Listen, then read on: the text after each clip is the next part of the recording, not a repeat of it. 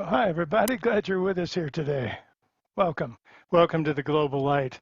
We got a lot going on here today, so we got some fascinating things taking place. I do want to share with you a little bit over here. Let me move right over into this other position so I can kind of share with you a little better. But basically, we've got several things here over the 20 some odd years that I've been channeling the group, more than 25 years now. We've got, there's times when the group makes up words. There's times when the group uses a word to describe something different than the way everybody else uses it. There's also concepts and things that they've described that we just don't have any reference for. So what we've done here, and this was one of our staff's idea. This was Elena's idea, Elena Era in Greece. She came up with this one of our staff meetings, and we decided to do it. So we've started it. We've started the library. The library is a little place where you can go online here on our site, and you can find little videos about different things. Let me show it to you. That'll probably be the best way to do this. Okay, front page of the website here, and beautiful front page here. It changes pretty regularly. Thank you, Elena. That's Elena also. If you'll come over here, you'll see that we've got all these different things over here on the menu. If you just go under Watch, you can go to the Espavo Library. That's a brand new piece that is there. I'll show you what this looks like. This is the library that's here right now. It only has about 9 different videos in it, but this is going to be the start of it. And this is just the kind of message about why we're doing it, what's going on. But if you have a question about who is the group, or what is the higher self according to the group, or what is a light worker, or what any of these other questions, right now there's only about 9 of them. I actually believe that in a fairly short time, we'll end up somewhere in the neighborhood of 30 to 40. That's what the group has in mind, because they want to cover certain things. And every time I sit down to do this, they give me a few more to do. So we'll be doing a few of these for a while. It is free of charge. Please feel free to go in there and look. It's a brand new segment on called the library, the Espavo Library. So welcome today. We'll get moving here in just a minute because we do have a lot to cover here today. But I just want to let you know that there's some things going on that have not been described in the news. We're going to talk about a little of what's going on with the Earth today. This will be the second channel, that we're also going to talk about it a little bit in the first channel and work on it when we hold hands. When we hold hands and do our work together in the healing circle, we're also going to work on that here. But there's some really interesting things that have taken place recently, and they're only recently. Many of you have maybe felt these in different ways. Number one, there are things going on the internet. If you haven't noticed them, you will notice them. In other words, sometimes we're looking at longer lag times. We're looking at longer download times. Sometimes you press a button and nothing happens for a little while. These are things that are taking place on a global basis. And quite honestly, only a few people really know what's going on with this, but there are changes that are taking place that are actually showing up on the internet as well as other places as well. Now, next month in the overview series, in the Observer's Overview series that he's going to talk about, Earth Overview, we're going to do a one-day segment, which is 2 hours long, but it's just one segment on the Overview series. And it's all going to be about this process of what's going on with the Earth. We want to talk about, actually that's going to be 2 from now. I do apologize. It's going to be 2 months from now. The next one's going to be about No More Secrets, which is a really interesting thing. The group's been talking about that for years, but we're going to be doing that. The month after that, we're going to get into some of the Earth changes, some of the things that are going on, and some of the fascinating pieces. But I can't wait to start this Friday, because this Friday we're going to start with a new segment, a new part of the EES for the manifestation. This is the 5D manifestation matrix. How do we build our own matrix? What is the matrix? Matrix is simply the things that are necessary to create these things, so getting everything in order, getting our systems in order, so to speak. And basically we're building a 5D manifestation matrix. Now, for those of you who've been in the EES and the Espavo Empowerment stream, you know that we've been we've been working with the creator series anyway, and we've been building up to, we did one on relationships last month on how do we connect with two creators working together in an intimate relationship. It's a very interesting piece. And then we're talking about different aspects of this as we go along. Well, now we're going to get right into the manifestation process. And they want to do this because it's different than what we've even taught years before. We are now starting to evolve very quickly in different ways. And the group wants to bring in the newest, latest information along that path to be able to do that. So that's one of the things that we'll be working with here coming up. But welcome. Hope you go enjoy the library. We're working on it quite a bit. Like I said, there's a lot more to come. And if you have suggestions of things that you think might be missing in the library or things that we can help with, drop us a little note. You can actually just put it right into that into the little box down at the bottom, that little thing that has the question marks in it. You can leave a comment there for us if you like. I do see almost all the tickets that go through. I don't answer them. We have a wonderful lady in a different part of the United States here that handles all that for us. So we're doing really well with these pieces here, but I do see them, and I do see them as they cross my desk. So if you have suggestion or something of that nature, drop it in there. It might be good, and I'll be able to pick it up and try to make one of the segments all about that to be able to work with that.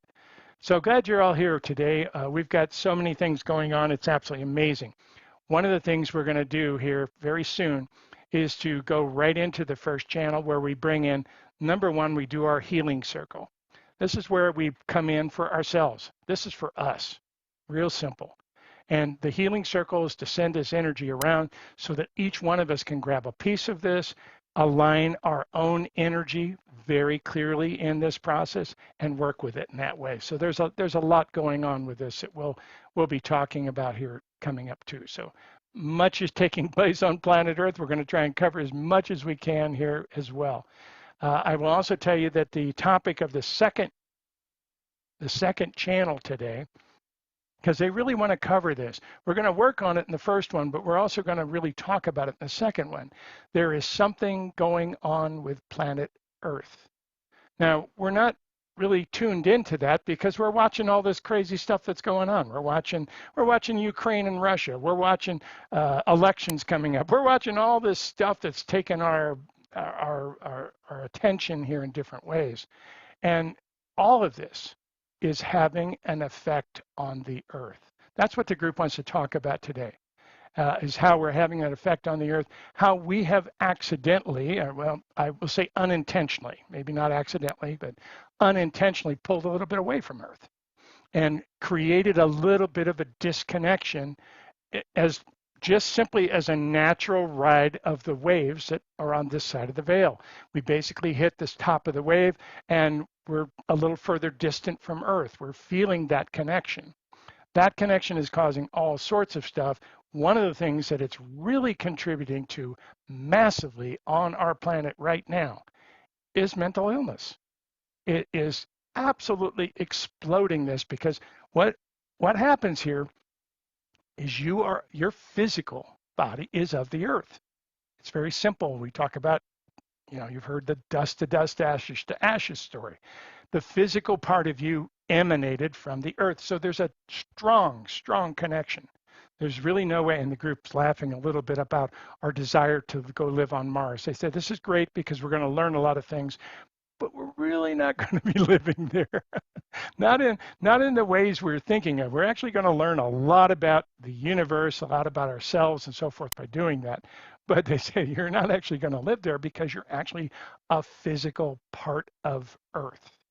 So there's a little bit of that they want to talk about, the natural progression. This is not something that's nefarious or evil or anything else of this nature. This is a natural progression, but the group wants to make you aware of it because I think a lot of people have been feeling it. Nobody really kind of knows what to put their hands on or what's wrong or what's different, but the group wants to talk specifically about that today. They want to talk specifically about the disconnection from Earth, how we're taking it, and why it's happening and what she is doing during that time. So we're going to talk about that during the second one. The first channel we're going to bring in, we're going to do that right now here. So I need to calm down a little bit. I get really excited when we start these sessions, but then I have to calm down or the group won't come in. That basically, I'll sit here and I'll go, okay, I'm ready. And they'll go, just breathe. And the whole time I'm taking off seconds while you guys are waiting. And I'm going, okay, we got to figure this out. So we have a little different connection with that now. They won't let me start until I actually calm down a little bit. We're there. Let's do that together, shall we? Let's just take a breath. Just kind of release all the energy from all the getting ready for whatever it was we were getting ready from, and take a couple deep breaths and activate our vagus nerve. We do that simply by taking a fast breath in and a very slow breath out. Here we go.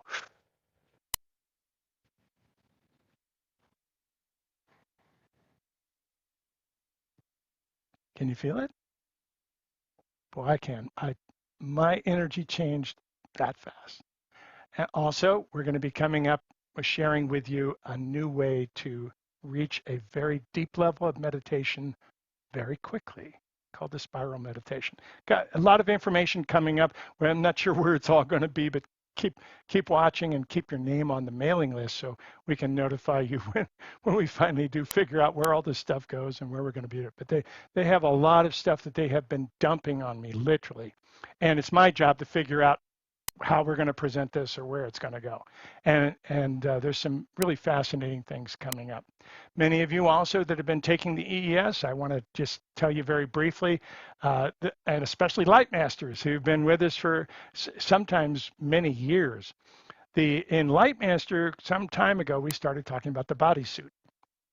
And we were going to do a whole segment on the bodysuit in Lightmaster, and then bring one outside of Lightmaster a few months later, because that's kind of the way things were landing. We land the energy in Lightmaster first, and then bring it out here to a public seminar that other people could attend. And that's kind of changed a lot of what we're doing now, because what is happening here is we have a tremendous amount of energy coming in, and I basically have to decide where it's going. Well, I think we've got a system now down to where I have spots for everything, because the group does not get involved with all the mechanics of how we present things, but they do let me know whether I've been successful or not, or whether I'll say it this way, whether they're happy with what we're putting out, with how we're putting it out, and how it's getting out there reaching. I hear all the time from that. So that is one of the fantastic parts of this. But anyway, we've got Alison with us here today. She's got a very special piece for all of us, and Meg, of course, is with us here today as well too. So we'll be hearing from both of them in just a moment. In the meantime, let me bring you just a little bit closer here, and I'm going to take a couple breaths of my own, take a drink, and kind of catch up here while I leave you with this for just a second. Aspavo.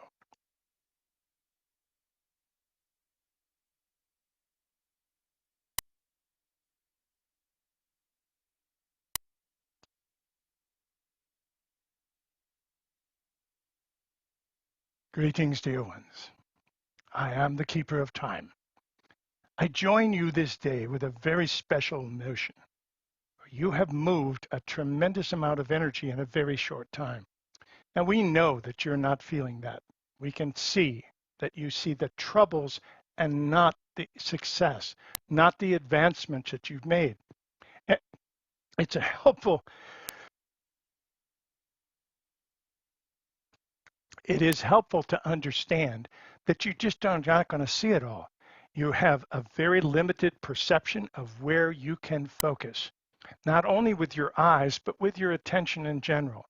So with so much going on, much of what is slipping past you is the good news, the advancements of what is taking place, because you are making rapid advancements on the planet, which is why you seem to have more challenges sometimes. Everything has been speeding up. With that, we know that you've been working with yourselves, many of you going through your own challenges, your own issues with the physical body as well. One of the things that we will do every time we come together in this GlobalLight program is to bring you an opportunity to not only heal yourself, but to send your healing energy out and around the globe in different ways to be able to not only perfect your own healing energy, but to share it with others that are there. By using it like any muscle that you would use, you tend to end up with a lot more muscle, a lot more exercise of that muscle. That is changing a lot of things on your planet. So with that, the first thing we're going to do is to work with you. We're going to find an opportunity for all of us to hold hands at this moment and send this incredible healing energy around in a global circle. It's going to move at the speed of light, 186,000 miles per second, 7 times around the Earth in 1 second. So we'll share that with you now because this is an opportunity for all of you to be able to release anything that you've been working with that you may be tired of. You maybe have a difficult time or you don't think you're making any advances in your own health. This is an opportunity to bring everyone else in. Now, it does need one thing from you because all healing must be requested. Yes.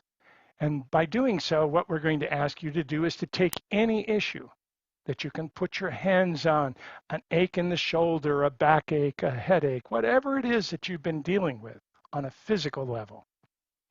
Ask you to bring that forward and place it in the circle. Take a breath. Close your eyes right now for just a moment. Find the center of your energy. Excellent.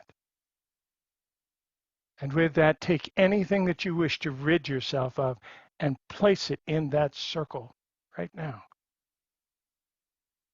Excellent. Take a deep breath. And as you release it, blow that energy into that circle as well, so that you're covering up this thing that you put in the circle. Excellent. And now we're going to take a very cleansing breath, very deep breath, and blow it forcefully onto this object. Here we go. In through the nose and out through the mouth, forcefully. With that, you can see it change ever so slightly. You can see it start to melt and blend into the rest of the energy. That sets an opportunity for your own energy, your own physical being to reset the rhythms in that energy. Excellent. Take a deep breath and just release it and let it go. And be willing to live in health. It takes a conscious choice, besides the healing, to walk forward in a different rhythm because there's comfort in the known and discomfort in the unknown until you explore it. Excellent. And now, dear ones, let's take the next part of this healing circle, because obviously you're not on this planet alone. There are many that you care about, many that also influence you in different ways. Maybe their own physical health or emotional health is causing stresses in your life or interfering in your life in some way. The only thing about this, dear ones, is it's not possible to send complete healing energy to anyone unless they are open for it. You're on the planet of free choice. It is not possible to heal another without their direct permission to do so. So we ask you to think about that and just ask them permission to bring them into the next healing circle, or those that have given you permission to do that now. And to simply put their image into the circle. It's a rather large circle. Now, what if you haven't asked for their permission? Well, you can still put them in the circle, but it will have a different effect because it will have more effect on you than it will actually have on them.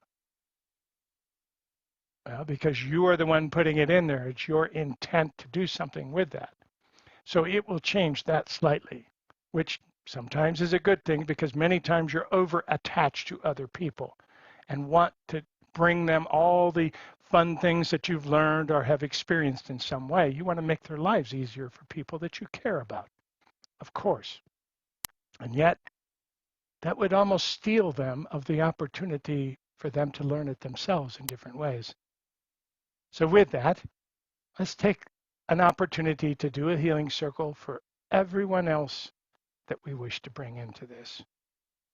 And go ahead and bring that in right now. Just go ahead and put their image into the circle. Ask them to step forward into this circle at this moment. And with that, also reach out.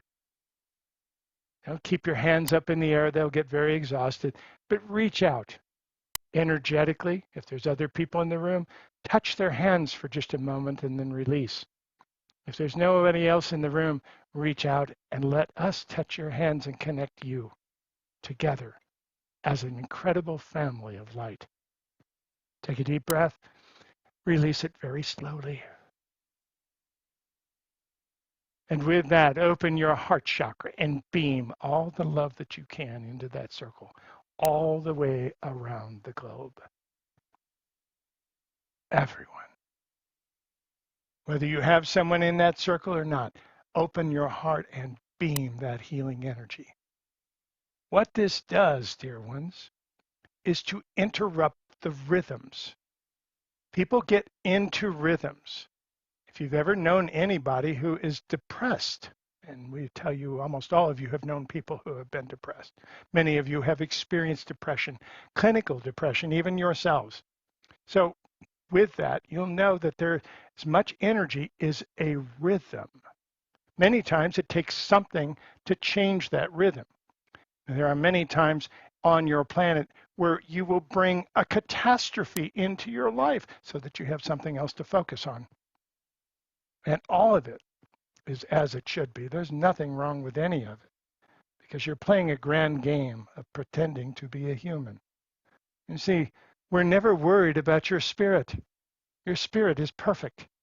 It's the humanness that changes. So in these rhythms, what that means is you get up in the morning, you even have a rhythm of thought. And in those areas, it's very helpful to become aware of this so you can start to consciously change it. Because that's what you're doing when we put you in the healing circle. Whether it's you or someone you've brought, we beam all that light energy to you to fill you full of light so that your rhythm changes. You walk forward with a different pace than you walk into the circle with. And that's very profound. So once again, while they're in the circle, open that heart chakra and just beam as much light in there as you can. Unconditional love on all aspects will heal many things. Beautiful. Now take a deep breath and release it very slowly. Excellent. Well done. Now, as we've mentioned, talking about rhythms, we're going to get a little further into the rhythms of the earth in the next time we come together here in just a little bit. But we also want to tell you about this here because you have a profound effect with this. You see, the earth has a rhythm, a very big lady, different rhythm than the humans, and yet in a perfect harmony. You see, you think of the earth as being this big ball, and you being these little people walking around on this big ball, but you are multidimensional, and so is she. There's not just one earth. It depends on what perception you're looking at it from to be able to see where that is. So with that, what happens is when she evolves, because everyone is evolving, everyone has to change rhythms. It's very simple. You don't do the same things you did before. Sometimes you even talk about your rhythms of thought, because your rhythms of thought are what you experience when you wake up in the morning. Your natural thoughts go to, oh, what am I going to do today? How am I going to work with this? What bodysuit am I going to put on to play the game today? And to be able to play that in different ways, it's very frustrating and very confusing for people. So what we're going to do here right now, and we will come back to this later today and bring even more information about this because it's a critical piece that's happening on planet Earth right now, which very few people are aware of or talking about. As we've mentioned, there's many distractions going on, are there not? But your connection to the Earth is critical, not only to you, but to her. And she's making some very interesting decisions coming up. So we'll tell you a little bit more about that in the future. But right now, let's focus on finding a new harmony with the earth. For every human out there, you're carrying this physical body that was made of the elements of earth. Very simple. Your spirit inhabited that body, gave life to it, brought freedom to it, brought the connections of home onto the planet. And those are very powerful indeed. And yet, as the earth changes her rhythms, there's that pause. There's that moment where you reach for your stability and it's not always there. Well, that causes all sorts of things to take place. But right now, what we're going to do is to simply give you an opportunity to shift your rhythm slightly to match the earth. Take a deep breath. Once again, just release it. And again, in through the nose and out through the mouth. This time a very fast one, in through the mouth and out through the mouth. In through the mouth and out very slowly. Can you feel that energy moving through your system right now? Yes, that's adrenaline that you did when you took that big deep breath. Perfect. Excellent. And now open the heart chakra and make a very deep connection with the planet herself. It is time.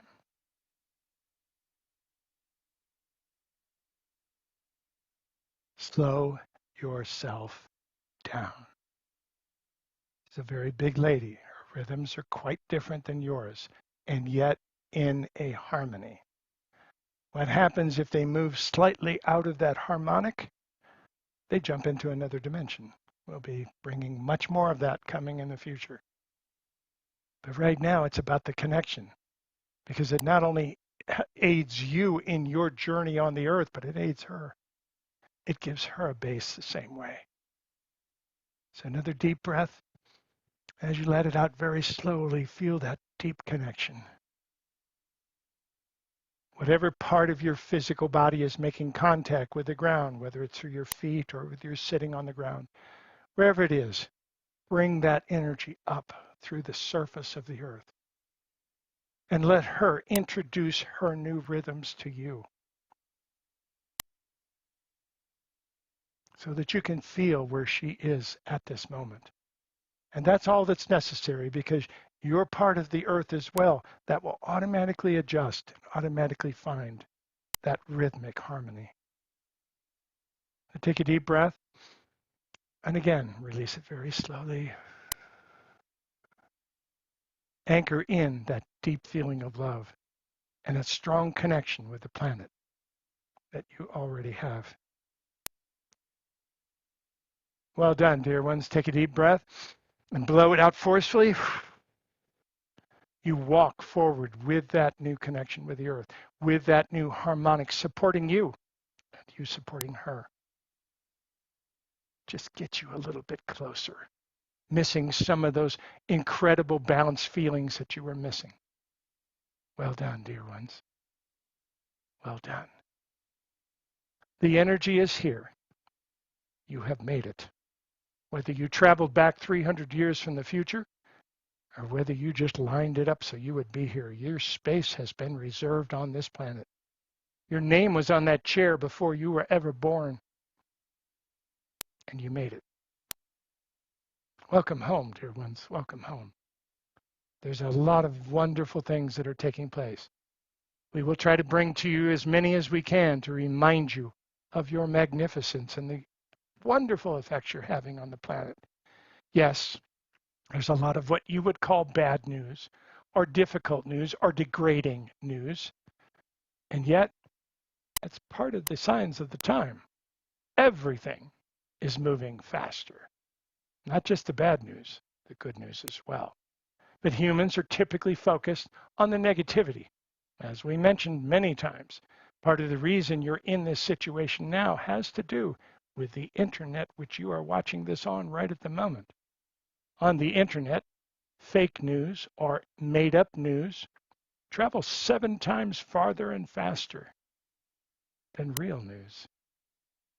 That simply tells you what you're ready for. You're ready for that next step. You're creating it, whether it's ready or not. And all it takes for some people to put some strange ideas out there for you to take as creator beings and start to manifest them in your world.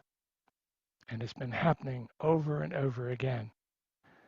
The this is part of the reason that the Earth is changing rhythms herself. I'll tell you much more about that coming up. But for now, just know you've done a great job bringing this forward. The connections to home are all around you, dear ones. Know that that is your area of responsibility. Just your own area right in front of you. It's an incredible time to be alive. As we say, your space has been reserved for a reason. Whether you're aware of it or not, you're carrying tremendous energy which can help to not only heal the Earth, but help her move to the next level as well. It's exciting times on Earth from our perspective. We hope you can see the same. Take a deep breath and know that we love you dearly. It is not possible for anyone to be alone on your experience of planet Earth. And we'd appreciate it if you'd stop trying so hard. Welcome home, dear ones. So with the greatest of honor, we ask you to treat each other with respect, nurture one another at every opportunity, and play well together. You're creating magic. I am the keeper of time, and I love you dearly. Aspavo, dear ones, aspavo.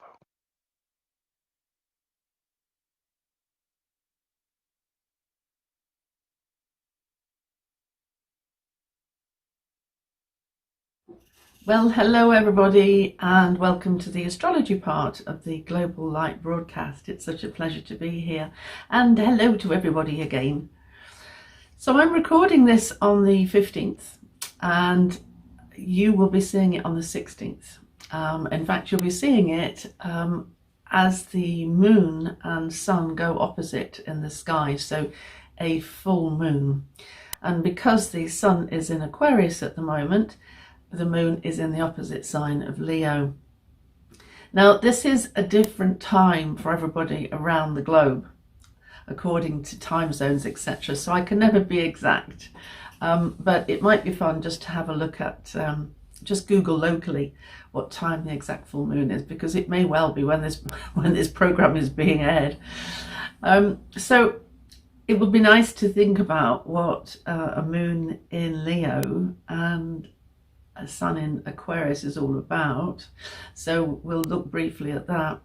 But there's something else I want to look at as well. When the virtual light broadcast ended its days, and I was moved to the global light broadcast, which is great, the broadcasting actually had to happen more in the middle of the month. And so Steve and I spoke, and he said, what do you think? And I said, well, do you know, I don't know, because the public is used to getting their horoscopes, if you like, at the end of the month or the beginning of the month. And this actually goes back to the early 1900s. Now, we've actually had astrology in use for many thousands of years, at least 6,000 that we know of. We have evidence for 6,000, but probably it goes back 10,000 years. However, we discover new ways of using it all the time because it lends itself. It has keywords, but it is flexible enough to lend itself to new interpretations. And in the 1900s, it's the early 2000s, I'm telling you wrong, it's the 20th century, I get this right in the end, the early 1900s, I'm telling you right now. So an astrologer was approached by the editor of a magazine, which was going to come out monthly, and said, could you do something with astrology, prediction-wise? And the astrologer said, yeah, I can do something based on the rotation of the sun or the earth around the sun. And so therefore, yeah, we can do monthly horoscopes. And that's how monthly and weekly horoscopes began. Really, they were written for the magazines and written for when the magazines were going to be published. Now here we are on the Global Light broadcast. And this, for me, this is something of a first, because you won't get many astrology reports happening more or less in the middle of the month, slightly towards the end perhaps, which is actually in astrology the more sensible time to have a monthly horoscope. And this is because the sun moves sign in the later part of the month. So for instance, I'm just checking my notes because I don't want to get this wrong. This year, on the 18th of February, so in 3 days, the sun moves out of Aquarius and into Pisces. Now, it makes much more sense to me, since that is the beginning of a just over 4 week period when the sun is in Pisces. It makes more sense to me to have the astrology then. But I didn't think about that because I was so used to living in a world where actually it's all about the beginning or the end of the month, ready for the next month. And actually now I've got into it, I'm finding it a lot more interesting, because the period ahead until the next Global Light broadcast is when the sun is in Pisces. And so it's much more easy to talk about the transition from the sun being in Aquarius and how that has felt for us, and the sun being in Pisces and what we have to look ahead to. And so I thought, this is fascinating. So we could have a first here. We could be the only show doing astrology according to astrology's laws. Wouldn't that be amazing? Actually doing it at the end of the solar month in the zodiac sign, which is different to the Julian calendar, Gregorian calendar. And I'm going to be wrong on that one as well. Whichever calendar we're using in the West now. Oh dear, clearly my head isn't really with the rest of me today. Anyway, so what I said we would look at would be the sun in Aquarius and the moon in Leo and what that means. Now we only get one full moon in each zodiac sign a month, 12 times a year. And so there are very specific things that the sun in this sign and the moon in that sign wants to say, and it's only going to say it once a year. 6 months after we get this, the sun in Aquarius and the moon in Leo, we'll get the sun in Leo and the moon in Aquarius. It's a reversal. So, but this way round, what does it mean? So the sun is in a masculine sign. It's in Aquarius, which is an air sign, masculine. And I always find that for these few weeks, so really the weeks that's gone, because we've only got 3 more days of Aquarius left, I always find it's when people actually break out of their bunkers caused by the holidays and sitting in with family and eating too much. And obviously, if you're in the northern hemisphere and you have a winter, then it's caused by winter. But I always find that people find a way to break out when the sun moves in Aquarius because they get online, they network. Facebook becomes much more busy. Networking groups used to be, now of course hopefully they're starting up again. And I think people get more able to do the tech. I think we get more sort of tech savvy and find that we can do something that we couldn't do otherwise. So therefore I find that people are spreading out and communicating and connecting on higher levels. Now these higher levels can be as high up as you like. You can go through to the cosmos, and then you can go into the outer reaches of cosmos and you can reach divinity, or you can just go as far as, well, I've got a new Facebook friend and they're in America, this kind of stuff. But it is all about recognizing the potential and the ingenuity, if you like, of the stuff that we've got at our disposal and using it to make connections. And it's all very grown-up stuff. Now, Aquarius as a zodiac sign, if you know somebody with the sun in Aquarius, these people tend to be better in groups rather than one-to-one. They like a bigger group of friends rather than just one person to snuggle down with. That just doesn't turn it on for Aquarius. It needs to know it can get out and get some space. So that's all well and good. So if you know an Aquarian, be friends. They are very friendly people. They really are friendly and intelligent. I love Aquarians, but be aware that if you crowd them too much, then they start to get looking for the door or the window. Anyway, the opposite sign in Leo. Leo is much more needy of one-to-one contact, much more needy of an admiring audience, even if the audience is one. Leo says, I need attention. And I need attention to feel special. And if I feel special, I feel confident. And then I can be more proud, and then I can glow and shine and be as the bright star that I need to be. Aquarius, on the other hand, says no ego is special. Everybody's the same. And this actually makes us feel quite small and insignificant, and it does nothing for our confidence and nothing for our ego.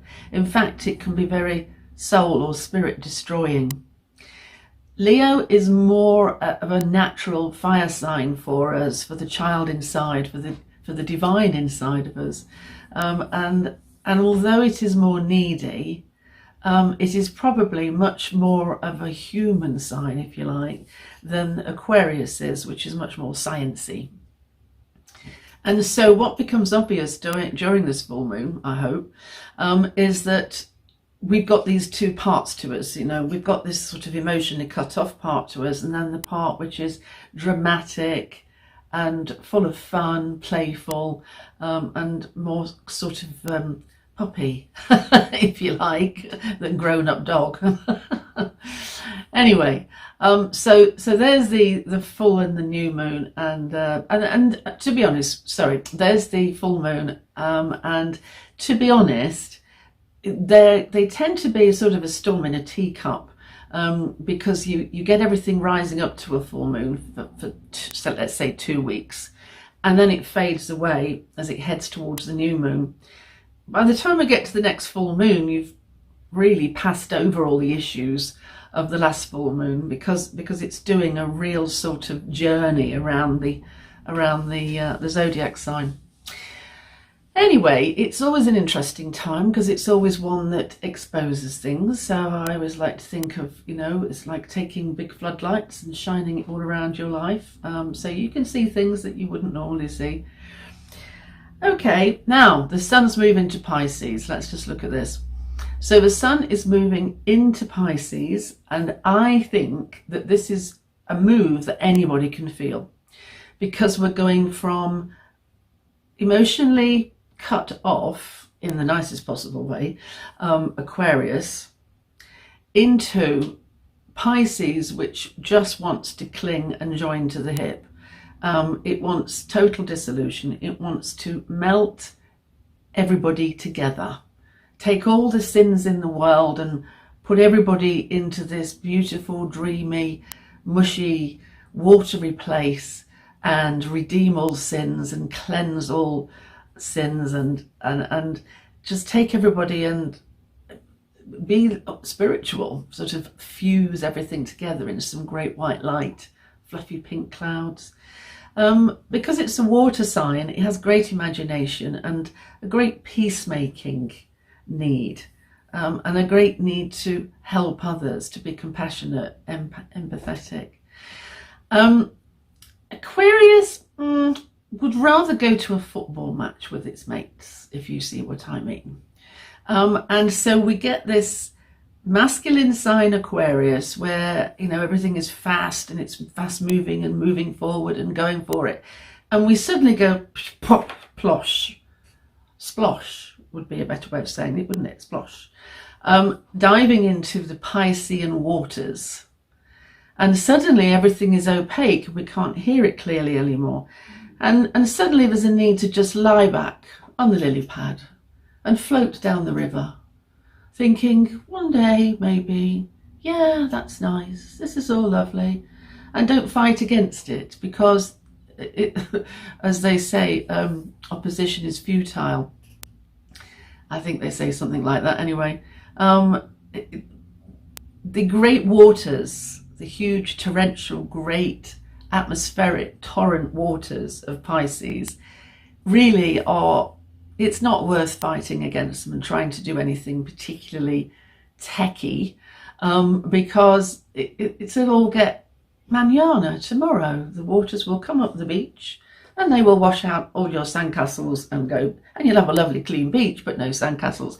So for the next few weeks, 4 weeks, while the sun is in Pisces, this is a good time to just relax, think about things, let things go, cleansing, dreaming, notice dreams, being kindly, take up compassionate things, go and help out at a dog sanctuary, or help the homeless, or donate something. It's that kind of stuff. It's much more loving and holding and pining and yearning and longing, that kind of stuff. So that's great. So we kind of know where we're jumping from to now, and I'll focus on that every month from now on. And then I just want to add the 3rd and 4th of March, we've got a conjunction of Venus and Mars in the sky. So they're together in the sky, and they will stay together in the sky for a good 4 weeks coming up. That's very unusual. It's something to do with the retrograde program, but it means that we have a lot of energy into looking for things that we admire, we like, we want, identifying what we want, what defines us, what identifies us. It's about the time for looking at the things that we have a taste for, something I actually find I like. I didn't know I liked olives. Now I think they're wonderful. I didn't know I liked Marmite, or Vegemite, I think you call it. Now, oh, it's delicious. It's about identifying something which makes you admire it and makes you love it because you really think it's fabulous. Now, there's a great deal of energy towards that. Relationships in particular will receive a great boost. And in general, life should sort of pick up a bit. Now, because we've got the sun in dreamy Pisces and we've got this picking up a bit in relating, then I think, we could be in for a little bit of romantic time, and I think that's what we all need, isn't it? We're all sick of being locked down, locked up, locked goodness knows where. So time to just forget all that and just get some socializing done, and so some romanticizing and socializing and pleasurable things. The sky is saying, oh, come on, you can have a break. So that's nice. There we go. Well, I hope that made sense, despite all my fumblings to start with. Oh, dear me.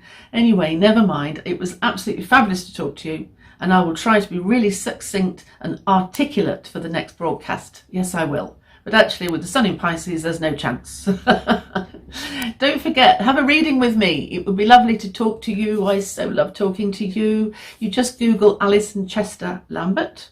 I'm an astrologer, and you will find me online, and you go on my website and you send me a message, and I go, whoopee, someone wants to talk to me. How lovely. And that'll be very nice. But you have to have Skype. We can't do anything else. We have to have Skype because it's more friendly. Zoom's too businesslike. All right, that would be great, and I'll see you next month. Okay, thank you. Bye-bye. Thanks, Alison. Oh, yes.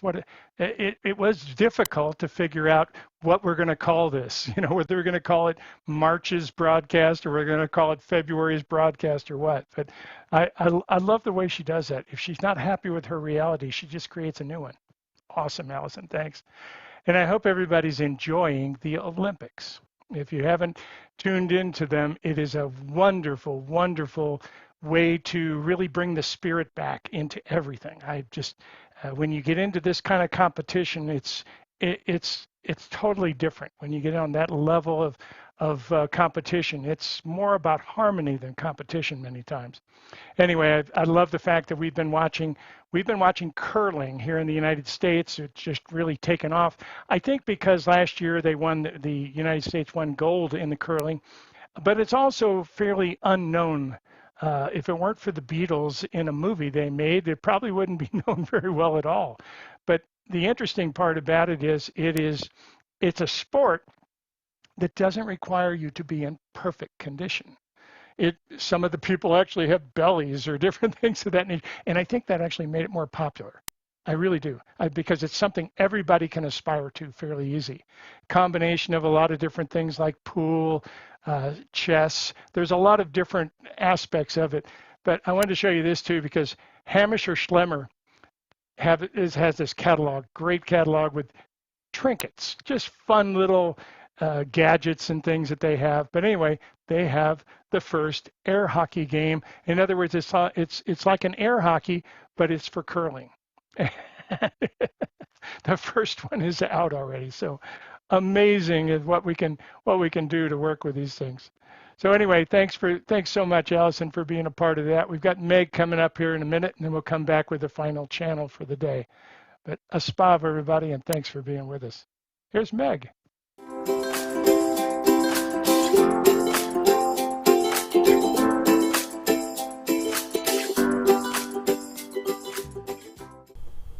Hi, everybody.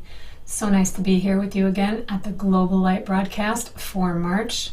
It's truly such an honor and a pleasure to be able to come into your homes and into your lives and into your present moment and connect with you through an organization that Steve has built that reaches so many people across the globe on such a massive scale. It truly is such an honor. So let me start first by saying thank you, since we are currently in the month of February. And I always remember Barbara for the February broadcast coming on and talking about how it is the month of love and appreciation, and she would always remind us to really express that out. So let me do that right up front and just say thank you to each of you. I will take that lesson from such a beautiful mentor and pay it forward by thanking you for welcoming me into your home and into your heart. And what I'd like to talk about in my segment today is the concept of generational healing. So what does that mean? What does that actually mean? What does that connotate for you when I say the words generational healing?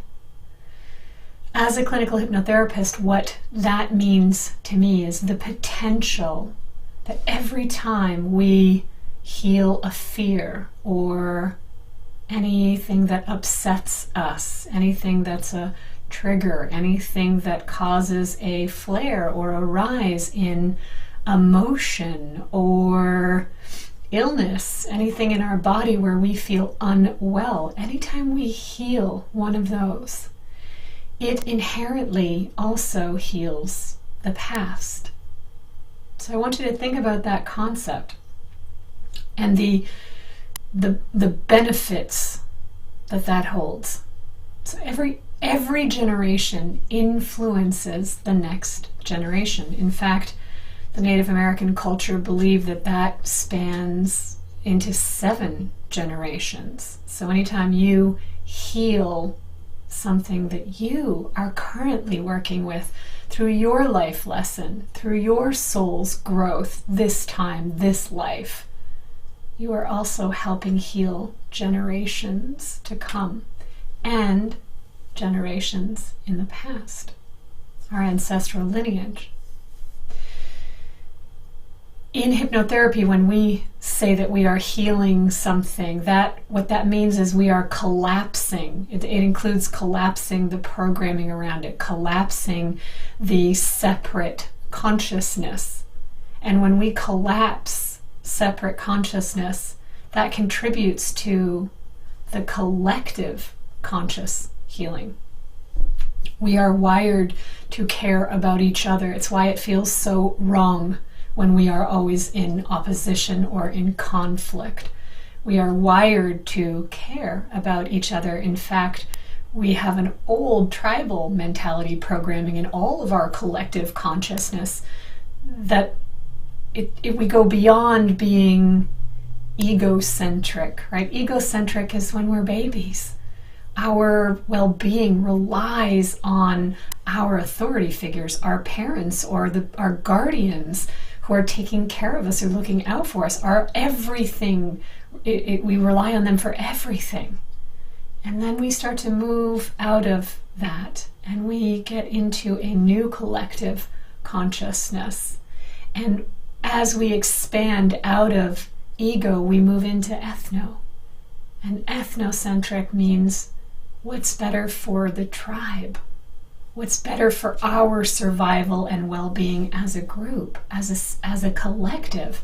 Now, what does that mean when we look at collective of humanity as a species, right? We are wired to care ethnocentrically about our well-being and our meaning, our species.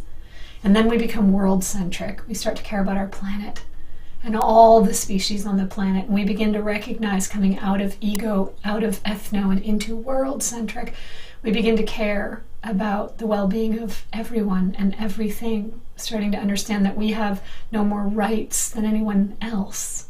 There is no hierarchy of better or lower. It's interesting to me always that some humans tend to believe they are smarter than nature and animals, and I beg to differ, because nature doesn't compete with itself to its own demise, and that to me is inherent ethnocentric wisdom, right? It recognizes that the survival of all is logical.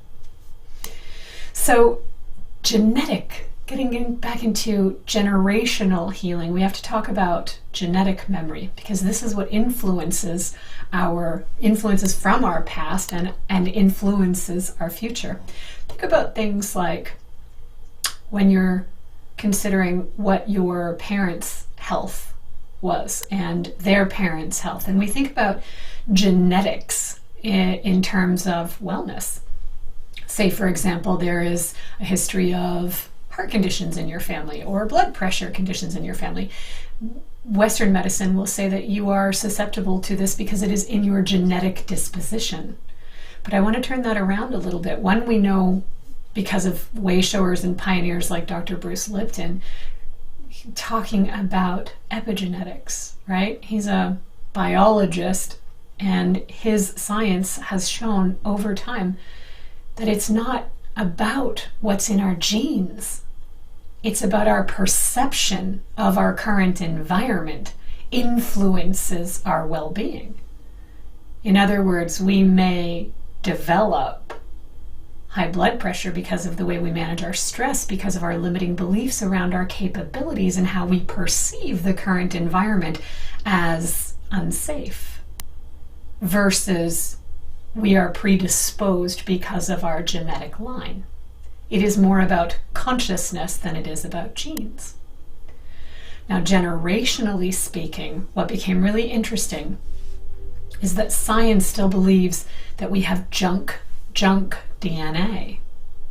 And it's beginning to position that it's perhaps possible that memory is being stored in that junk DNA. And proclivities in response from one generation to another that are not being consciously taught. It's just stored. So therefore, subconscious programming would recognize it. Those memories would be part of our subconscious mind. We are not consciously aware of that. And they started to prove that.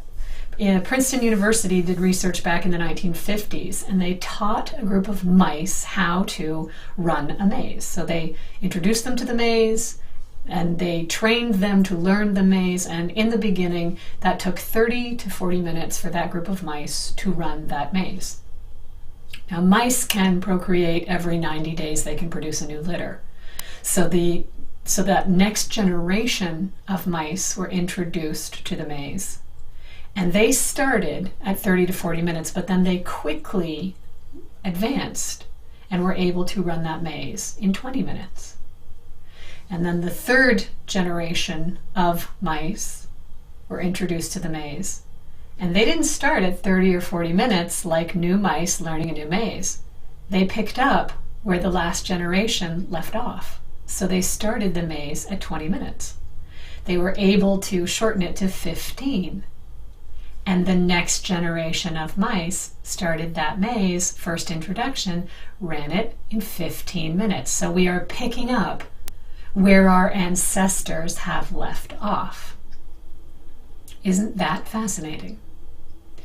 So what was even more interesting is that 40 years later in Australia, a group of scientists worked to debunk that theory, that we could potentially be storing memories in our junk DNA that allows us to remember and pick up where our ancestors left off. It is an inherent knowingness, a consciousness. So they gathered a group of mice, same species of mice, built the maze to precisely the same specs. This is 40 years later, and the mice picked up precisely where the last generation of its species was. It learned the maze in 15 minutes. It ran the maze, the group of mice, they ran the maze in 15 minutes. Now, why is that? And this wasn't even from the same generation of mice, right? These weren't produced from the same mice. This was just the same species. Well, we as humans are all the same species. And we inherently have this same ability. So we not only pick up where our ancestors left off, we not only heal and heal the past and heal going forward, we also heal collectively. We contribute to our species and the advancement of our species. Now, I know as spiritual beings watching this show, that probably sounds very logical and like, yeah, Meg, we knew that all along. But isn't it nice to know that science is backing that theory now? And that when you now, thinking about your life, your programming, your self-limiting beliefs, what isn't working in your life and what is getting in the way of it, when you begin to tackle that, when you begin to let go of the beliefs that it's just the way that it is, I inherited these genes from my family, I have a weakness around this or that, it's not possible for me to access this or that. Remember, all of this now takes that and says, no, it's more about how you perceive your environment and your response to it. And your perception is based on programming that you not only picked up in this lifetime through experiences in this childhood, but also you may have collective, unconscious programming from ancestral lines laying in your junk DNA that allows you now to access it, heal it, and heal the collective as well.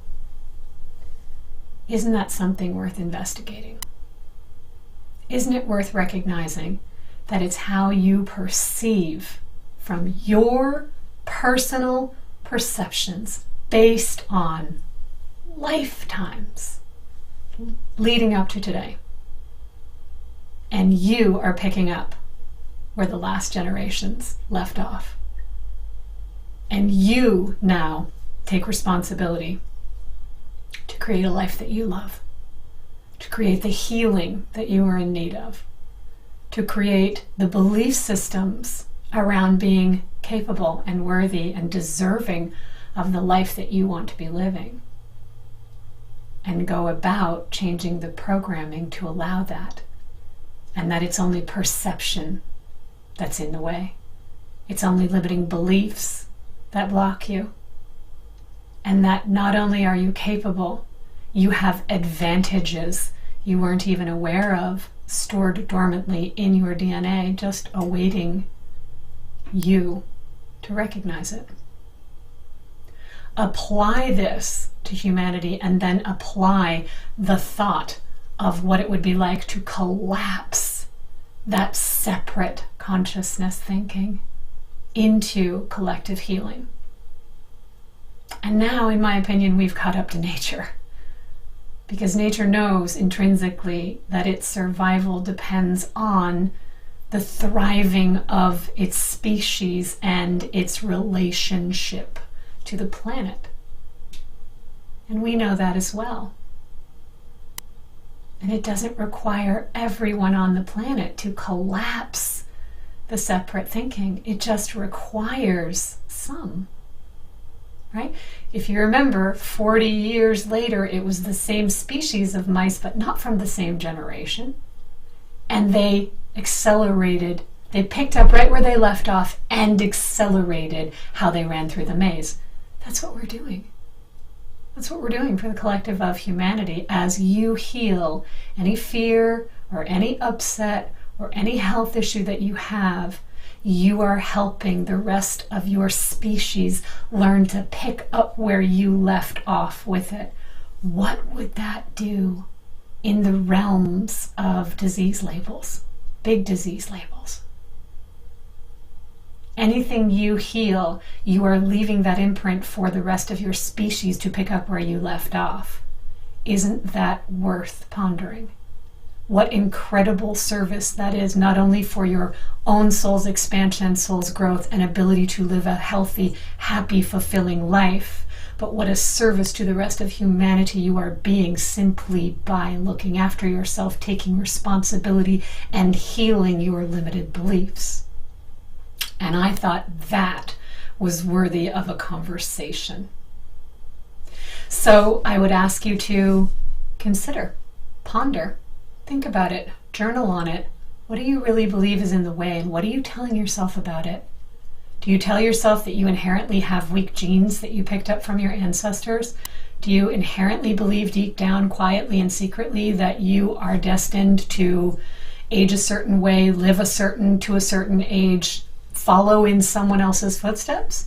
Or can you turn that around now and recognize that that's just a perception that's been given to you, and yet inherently you have the ability and capability, and you are not only worthy of it, you are capable, you are worthy, you are deserving to see just what you can heal and how you affect the consciousness of all of us.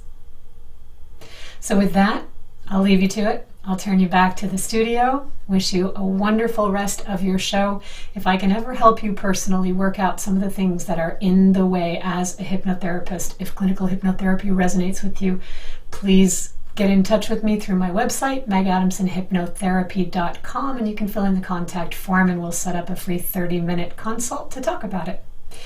Have a wonderful show. Have a wonderful month. I wish you so much love and health and happiness and healing. You are so much more extraordinary than you realize. Back to you. Bye for now.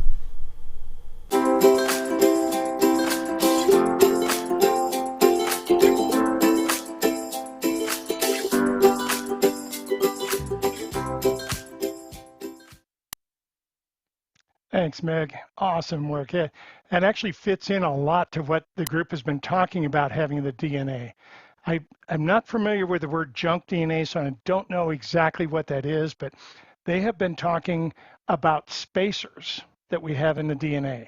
And our scientists simply call them spacers. In other words, information's contained here, but then there's no information, then there's more information.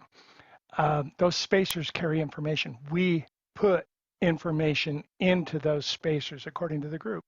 So we'll see more about that, but I think it's just great that we're approaching this from different angles and coming up with it. I'll have to talk to Meg more about, find out a little bit more about the junk DNA and see where we can connect with that. So anyway, we will be coming back here in just a moment with the final channel from the group, but first, a word from our sponsors.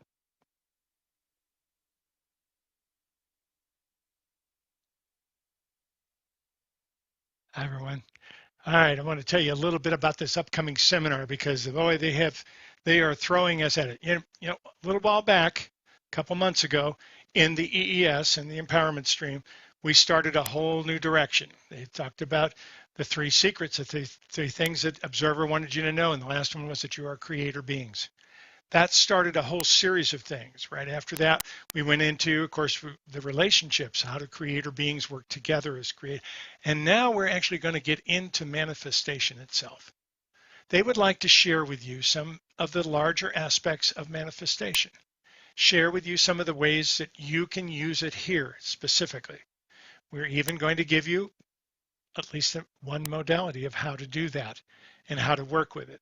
All of these are intended for you to play with, for you to exercise with, to try things on with, and use your own abilities and your own channeling to come through there. But we are creator beings. And when things can balance between our head and our heart, and we can bring them in, we can focus on them, we manifest them.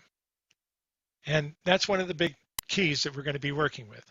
Manifestation in general. How does it work? How can we use it consciously? Does it work every time? No. There's other aspects that come into play. We're going to cover all that. The group wants to share with you what it looks like from their perspective. Come join us, and we will walk into 5D manifestation. We're also going to be using some of Nikola Tesla's secrets, having to do with the 369, having to do with working in that repetition, in those rhythm patterns. Anyway, come join us. We're going to open a whole new door. Here we go. A Spavo.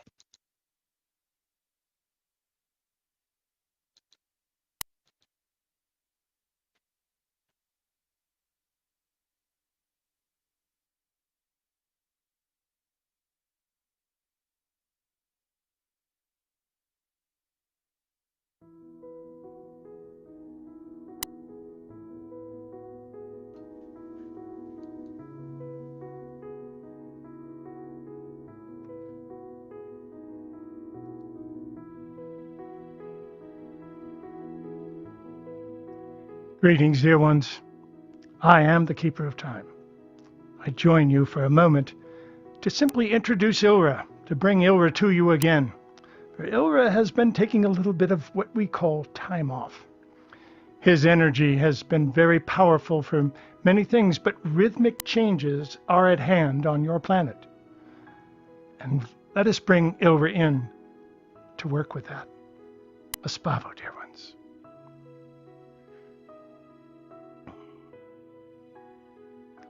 Well, greetings, dear ones. I'm Elrah, Rhythmic Service here, at your service, actually, to try and work together with you. Well, greetings, everybody. I'm a little excited. I got to calm down just a bit. Well, he does that to you sometimes, so you got to watch it. But anyway, greetings, everybody. I wish to talk to you a little bit about the rhythms of Earth. Oh, yes. You've seen a lot about the Schumann resonance. You've heard a lot about the different rhythms of planet Earth, even the frequencies that she works on, but it's much deeper than that. And more importantly, there's a few things going on with planet Earth that we'd like to bring you up to date on. First of all, you're not separate. And you're aware of that. You know that you feel her stress sometimes when she's going through a lot of changes, especially having to do with the magma movement, which has been going on in many different places throughout your planet. That is actually getting things in position to change the rhythms. The rhythmic changes having to do with planet Earth are going to reset everything. Now, we've told you some time back, planet Earth, the game was going to be over in about 70 years. Real simple. She wouldn't support you that much longer. But now we've got a few things taking place. Because you see, when you hit that 8 billion mark, which is going to be about a year from now, maybe a little bit more, we'll see. But when you hit that 8 billion mark, the planet itself is going to make some decisions. She's going to decide her own path forward as to what this is going to look like and how this is going to work. So there's much to that you can work with to find out how that's going to work for you and what influences it's going to take in your area of life. But much of it's much deeper than you think. And you should prepare for a lot of magic ahead. But in the meantime, let's talk about the rhythmic harmony of Earth. The rhythmic harmony of Earth is very simple. She harmonizes with everything that's a part of her. It's as if you're doing a certain rhythm that allows you to attract other rhythms of the same nature. Now, there's many rhythms out there. In fact, there's other whole planets that exist in the space between the finger and your eye. There's entire worlds that live in small spaces that you're not familiar with. These are actually what your sciences are calling dimensions, but there's much more to that. But the most important part is no matter what dimension, no matter what state you're in, if you're vibrating at a certain rate, you're harmonizing with all of the beings that are there. So what takes place when you have to change your rhythms?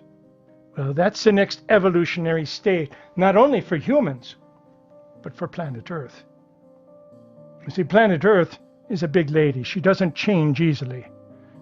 She's like a freight train going down the track, and it's going to make a right turn, but you can't make a right turn that fast. You've got to slow way down and prepare for it way ahead.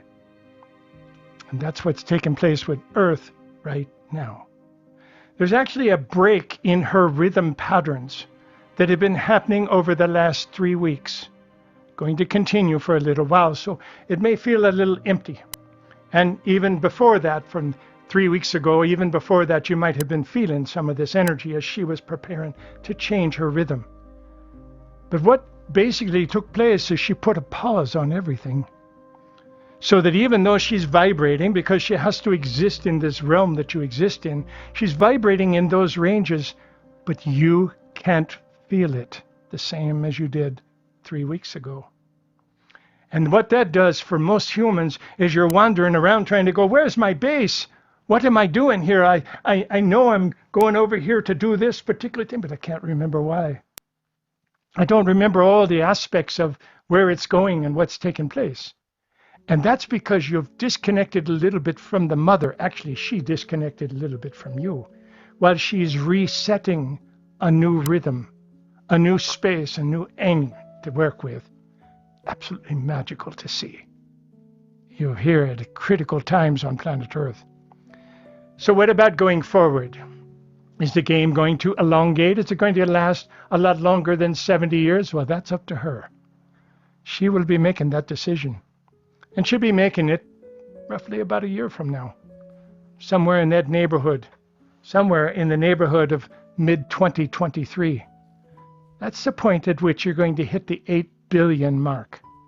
When you hit 8 billion souls on the planet, she is going to weigh this out because she's having difficulty just supporting all the people that are here. And if you just extend the rapid growth that's been going on having to do with humanity, you'll see that there's a lot of changes taking place. And in a fairly short time, it's going to be very difficult to feed everybody and very difficult to get them fresh, clean water. And for too long, you'll be dealing with air. So with all these aspects here, what can you do? Well, the reality is the next step's up to her. She'll be making that decision coming up when you hit the 8 billion mark. Now, there's a few challenges about the 8 billion mark. Your mathematicians have basically put it for about April of next year, but we tell you it's probably going to be a bit longer than that. Your numbers aren't quite correct. You've underestimated your count on planet Earth, especially during the census that was taken in the United States. But many numbers are actually missing, so the numbers are higher than what you think. On top of that, there's changes going on with all of humanity. All of humanity has stopped having children as much as you have. You've slowed down the birth rate on planet Earth. Now, that's changing everything. That's shifting a whole lot of things all at once very quickly. And in order to do that, she needs to take a little break. Sometimes she needs to reset her rhythms in order to get this new energy and to be able to cover everything that she needs to cover. Now, from your perspective, that can be a challenge because of the resetting of energy. Can feel, like you said, like your base is being pulled out from under you in some ways.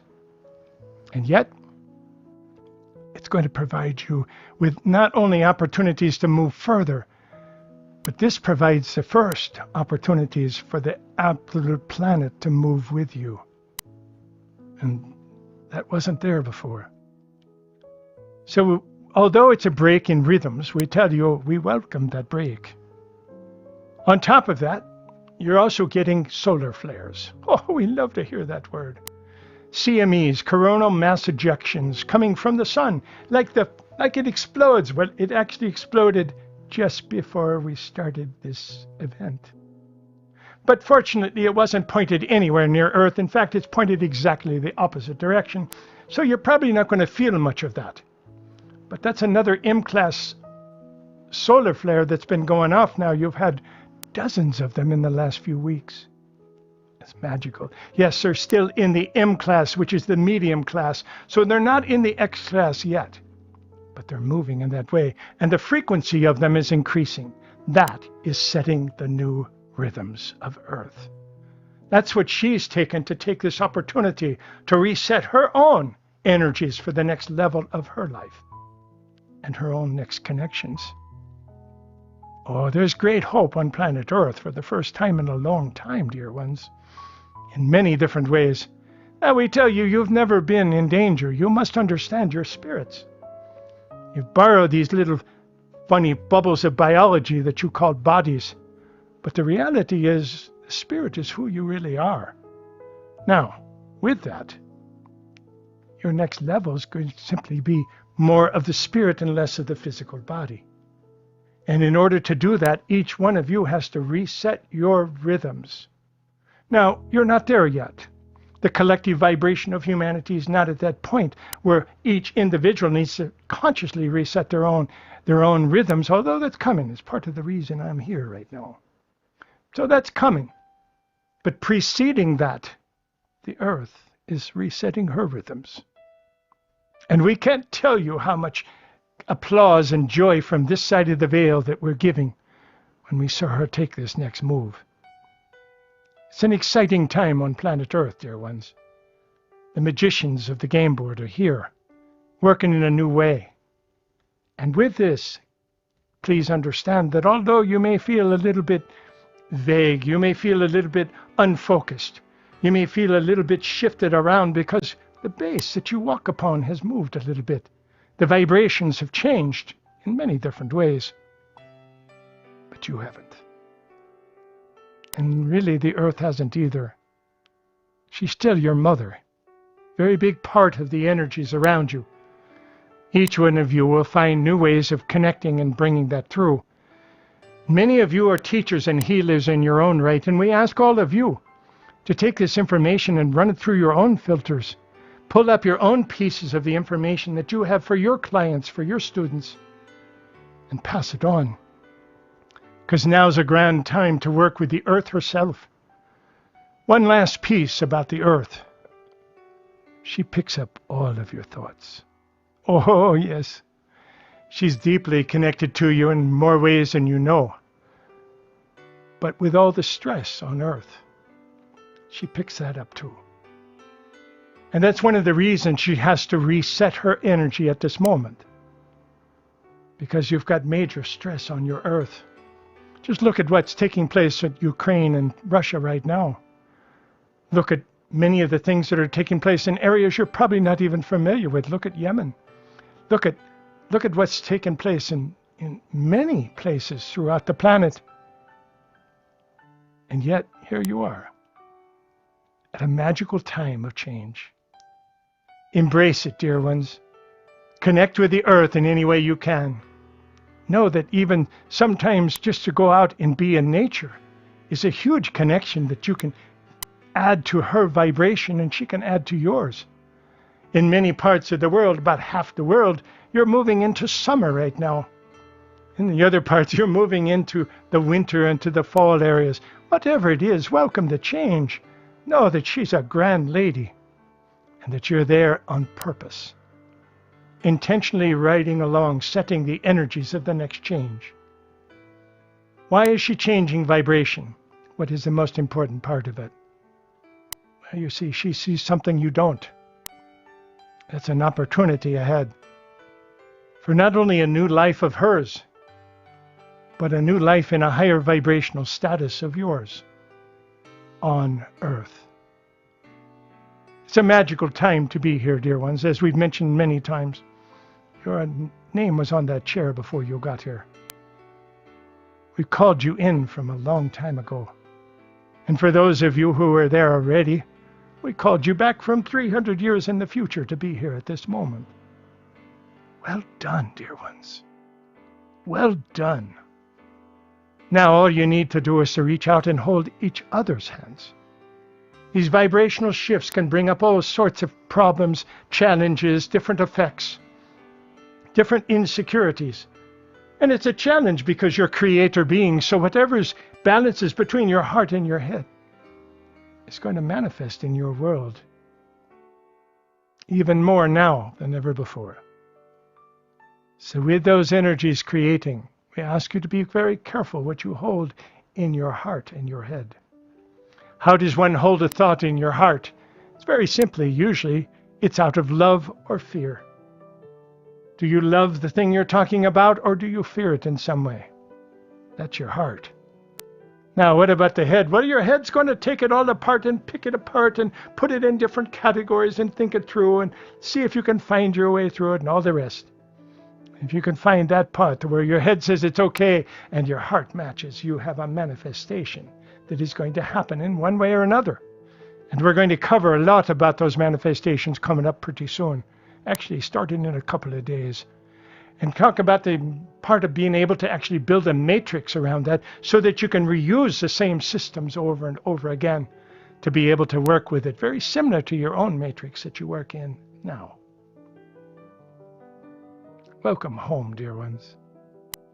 You're in such a special time on your planet. We know it's a time filled with challenges, with discontent, with people moving in different directions, and many times people being controlled. Oh, it's all part of your game. Don't worry about it. The nice part about it is you're playing this grand game of hide and seek. Interesting part is the spirit can't actually be hurt, ever. Isn't that magical? Oh, yes, you can experience some challenges as the human part. You all know that one pretty well. But now we're going to take you a little further, because we're going to start working with shifting the rhythms very slightly in our work. All the work going forward is going to have rhythmic places, especially part of the activations that we'll be using, to reset your rhythms, not only to match and harmonize with the planet, but to even go further, to even set the rhythms a little further so that she can learn from you. And there it is. The new connections of the new planet, the new game is forming. The question is currently, where will the game form? Will it still be on a fraction of planet Earth? Or is there another whole realm that it's going to be? You're going to create it in the ether somewhere? Well, that's still up for question. Not able to answer that one completely yet, but the rhythmic changes of Earth will help to set that in a direction that you'll be able to see very quickly. You know, dear ones, all eyes of the universe are upon you. If you've ever been on one of your beaches on your planet, you can look for miles and miles of sand, knowing that those little tiny grains are so tiny and so small. You don't actually have numbers that could count the numbers on that single beach of how many grains of sand there are.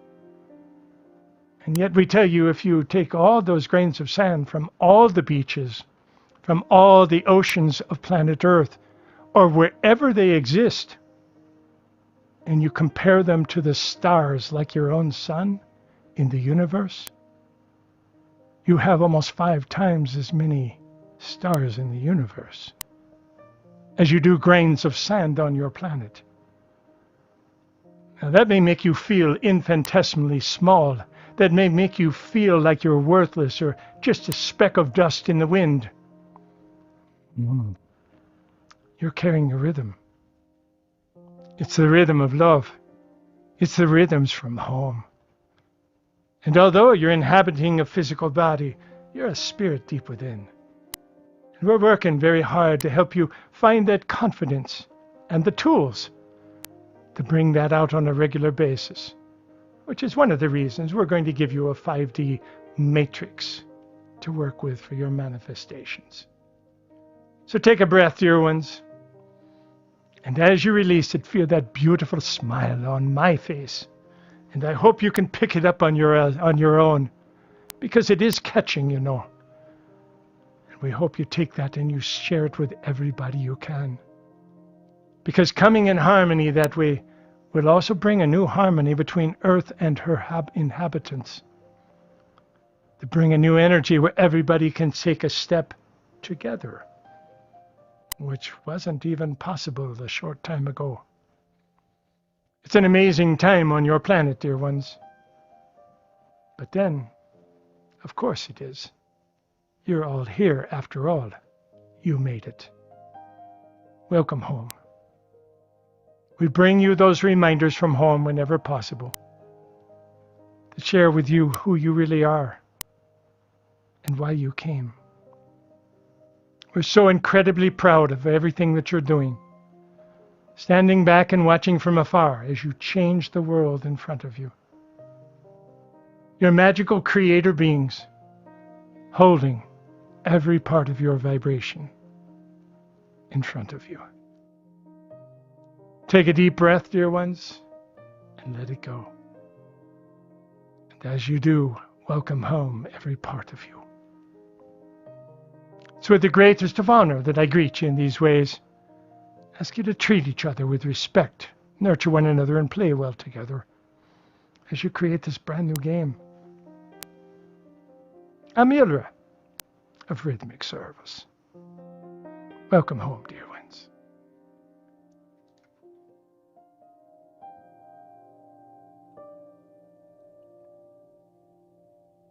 Hi, everyone. All right, I want to tell you.